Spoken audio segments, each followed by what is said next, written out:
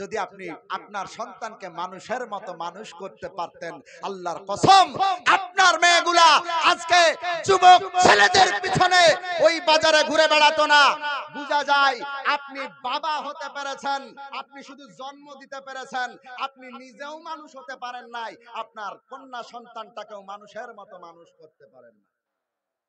আমার ভাইয়েরা বন্ধুরা, কারণ আপনার মেয়েটাকে যদি ছোট্টবেলায় মক্তবে পাঠাতেন, মাদ্রাসায় পাঠাতেন, আপনার মেয়েটা কোরআন শিখতো, কোরআন পড়তো, আর কোরআনের ভিতরে তার জন্য যেই ওয়াজগুলো আল্লাহ তাআলা করেছেন এইগুলাও পেয়ে যেত। আল্লাহ তাআলা তাদের জন্য ওয়াজ করেছেন, ওয়া করনা ফি বুয়ুতিকুন্না ওয়ালা তাবাররাজনা তাবাররুজাল জাহিলিয়াতিল উলা।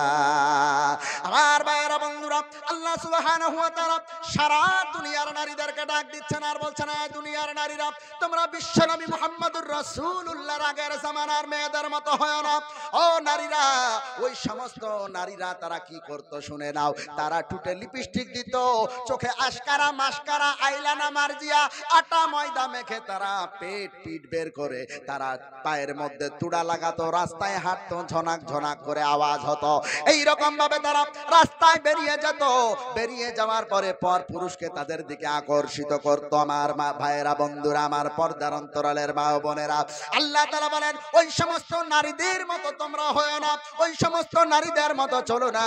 কারণ যদি তোমরা চলো, আমি আল্লাহ তাআলা বলে দিলাম তোমাদের জন্য ভয়ানক ভয়ানক ভয়ানক জাহান্নাম বানায় রাখলাম। পড়েন নাউজুবিল্লাহ। বিশ্বাস হয় না? গিয়ে দেখে আসেন মেয়েরা। শহরে বাজারে দেখো নারীদের ঢল, পর্দাবিহীন তারা করে ঝলমল। শহরে বাজারে দেখো নারীদের ঢল, পর্দাবিহীন তারা করে ঝলমল।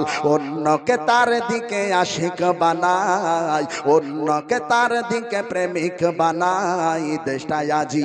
দেশটায় আজ ধ্বংস নারীর বেপরদায়, সবার মুখে একই আওয়াজ হায় হায় হায়। ইবলিস আজম এই দেশেতে আগমন করেছে নারীর বেশে, ইবলিস আজম এই দেশেতে আগমন করেছে নারীর বেশে। তারপরেও তারা দেখো পার্কে বসিয়া ওরা মেলা মিলাই, সবার মুখে একই আওয়াজ হায় হায় হায়। ও ভাইরা বন্ধুরা, মেয়েদেরকে যদি মাদ্রাসায় পাঠাতেন, কোরআনের শিক্ষাটা দিতেন, জীবনে ওরা এখানে যেত না, বেপরদায় চলতো না। আমার ভাইরা বন্ধুরা, আপনার যুবক ছেলেগুলা এখানে ঘুরে বেড়ায়। এখানে একটা ব্যাচ লাগিয়েছে, ব্যাচ লাগানোর পরে দেখে গে একবার দেখে আসেন, একটু দেখে আসেন। ওদের ওয়াজ শোনার সময় না, ওরা দেখবে কোন বাড়ির টুনটুনিটা কোন দিক দিয়ে যাচ্ছে।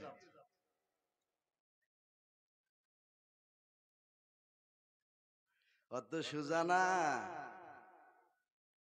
আমার যুবক ভাইয়েরা বন্ধুরা, যদি কোরআন শিখতো, যদি কোরআন নিত, জীবনেও পারতো না ওই রকম ভাবে ঘুরে বেড়াতে। তবে চুলের কাট দিয়েছে কি, এদিকে ছোট খুট করে কেটে মাঝখানে ইঁদুর বাদরের মতো কাট দিয়েছে। আর প্যান্ট পরেছে কেমন জানেন? এখানে ছিঁড়া, এখানে ছিঁড়া, এখানে ছিঁড়া, এখানে ছিঁড়া, পিছনে ছিঁড়া, সামনে ছিঁড়া, আর কত জায়গায় ছিঁড়া আল্লাহ মালিক জানে। প্যান্ট পরেছে, প্যান্ট। হায় হায় হায় হায় হায়। মানুষের মতো মানুষ করতে পারেন না আপনার সন্তানকে। মানুষের মতো মানুষ যদি করতে পারতেন, তাহলে আপনার সন্তান ছিঁড়া প্যান্ট পরে, টাইট ফিটিং প্যান্ট পরে শহরে বাজারে যাওয়ার পরে আপনার সন্তান দাঁড়ায়া দাঁড়ায়া কোনোদিন পেশাব করতে পারতো না। কে দেখে ওরে বাবারে? রাস্তায় মোটরসাইকেলে যেতে যেতে বসতে পারবে না। যদি বলা হয় যে ভাই তুমি দাঁড়িয়ে পেশাব করছো কেন, বলছে আমি বসে পেশাব করতে পারবো না, প্যান্ট ছিঁড়ে যাবে। আরে প্যান্ট ছিঁড়ে যাবে তো ওরকম প্যান্ট পরবি কেন? আরে আমরা যদি প্যান্ট না পরে চলতে পারি, আমরা যদি লম্বা জামা পরে চলতে পারি, আমরা যদি মাথায় টুপি দিয়ে চলতে পারি, আমরা যদি দাড়ি রেখে চলতে পারি, তুমি কোন হলু হয়েছো তুমি চলতে পারবা না। তুমি মনে করছো দাড়ি রাখলে যৌবন চলে যায়, তুমি মনে করছো টুপি মাথায় দিলে মাথা গরম হয়ে থাকে, তুমি মনে করো লম্বা জামা পরলে শরীরটা গরম হবে, তুমি বুঝেছো। আর আমি ইসমাইল বুঝি না, বিষয়টা তো এমনটা না। বুঝে শুনে টুপি মাথায় দিয়েছি, বুঝে শুনে পাগড়ি পরেছি, লম্বা জামা পরেছি। কই আল্লাহ তোমার থেকে তো সম্মান আমাকে কম দেয় না। কথা মনে হয় ভুল বলে ফেললাম। আমার ভাইয়েরা বন্ধুরা, কোরআনের শিক্ষা অর্জন করলাম, মাদ্রাসায় পড়লাম 10 বছর 12 বছর। মাদ্রাসায় পড়ার পরে অল্প বয়সে দাড়ি রাখলাম, মাথায় টুপি দিলাম, লম্বা জামা পরলাম। এই টুপি আর দাড়ির কারণে শুধু পশ্চিম বাংলা না, আসাম, মেঘালয়, ত্রিপুরা, নাগাল্যান্ড, মণিপুর, উত্তরাঞ্চল প্রদেশ, বাংলাদেশ, নেপাল, কত জায়গায় গেলাম। বাংলাদেশের 64টা জেলা পর্যন্ত ওয়াজ করতে গেলাম। আমার ভাইয়েরা বন্ধুরা, আমার আল্লাহ তাআলা এই টুপি আর দাড়ির কারণে আল্লাহ তাআলা এত সম্মান আর শান্তি দান করেছে। আমার মনে হয় এলাকার টপ লেভেলের ধনী মানুষগুলো এত সম্মান আর শান্তিতে না। কথা কি আপনাদের বিশ্বাস হয়? আমার ভাইয়েরা বন্ধুরা, এজন্য আপনাদেরকে বলবো, মানুষের মতো মানুষ বানানো লাগবে, মানুষের মতো মানুষ হওয়া লাগবে। যদি মানুষের মতো মানুষ হতে চান, তাইলে আপনার সন্তানকে আজকে থেকেই কোরআনের শিক্ষা দেওয়া লাগবে। ও ভাইয়েরা বন্ধুরা, আপনারা বলবেন হুজুর এত বিস্তারিত না বলে আপনি একটু মানুষের মতো মানুষ হওয়ার রাস্তাটা একটু বলে দেন, কোরআন কি বলছে আমাদেরকে বলে দেন। আসেন কোরআন খোলেন, আল্লাহ তাআলা আপনার জন্য একটা ওয়াজ করছেন। আল্লাহ তাআলা বলেন, দুইটা কাজ করবা তাইলে তুমি মানুষের মতো মানুষ হতে পারবা। দুইটা কাজ তুমি করবা তাইলে মানুষের মতো মানুষ হতে পারবা। কাজটা হলো, ইন্নাল্লাযীনা ইউযুনাল্লাহা ওয়া রাসূলাহু লা'আনাহুমুল্লাহু ফিদ দুনিয়া ওয়াল আখিরা ওয়া আ'আদ্দা লাহুম আযাবাম মুহিনা।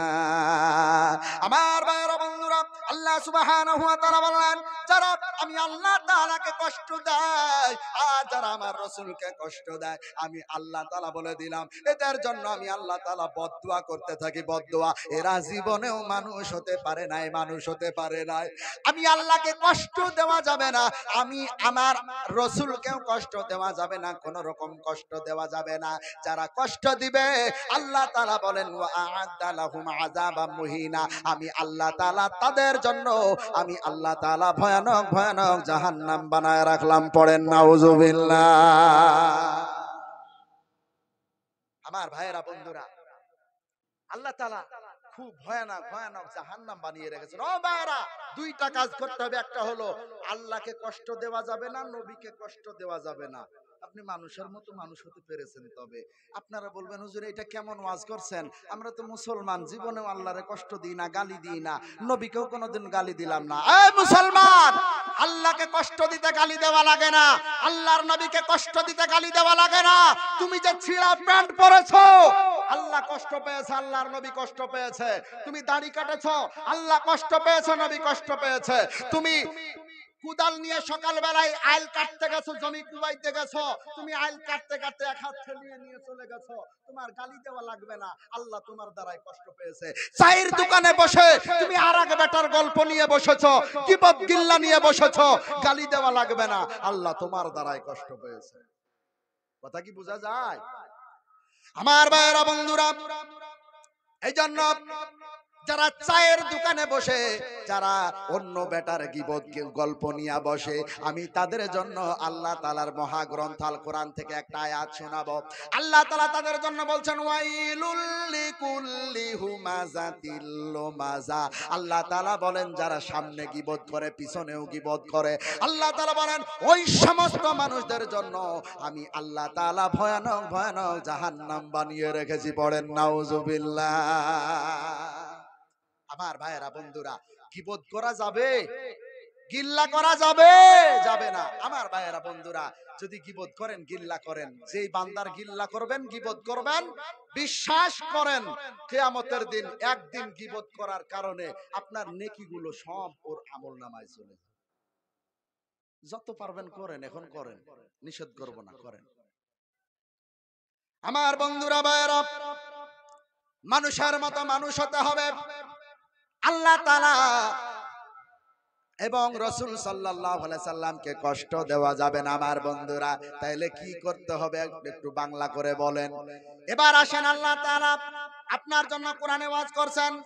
আল্লাহ তাআলা বলেন, কুল ইন কুনতুম তুহিব্বুনাল্লাহ ফাত্তাবিউনি ইউহিব্বুকুমুল্লাহ ওয়া ইয়াগফির লাকুম যুনুবাকুম ওয়াল্লাহু গফুরুর রহিম। একটু চিৎকার মেরে বলেন আল্লাহু আকবার। আমার মুসলমান ভাইয়েরা, আল্লাহ তাআলা বিশ্বনবী মুহাম্মদুর রাসূলুল্লাহকে ডাক দিচ্ছেন আর বলছেন, নবী গো, আপনি আপনার উম্মতদেরকে জানায়া দেন, তারা যদি মানুষের মতো মানুষ হতে চায়, তারা যদি আমি আল্লাহকে ভালোবাসতে চায়, তারা যদি মাসুম হতে চায়, তারা যদি মানুষ হতে চায়, ও নবী গো, আপনি আপনার উম্মতদেরকে জানায়া দেন, তারা যেন একটা কাজ করে। কাজটা হলো তুমি নবী, তুমি নবীর আদর্শটা যেন তারা মেনে নেয়। চিৎকার মেরে বলেন সুবহানাল্লাহ।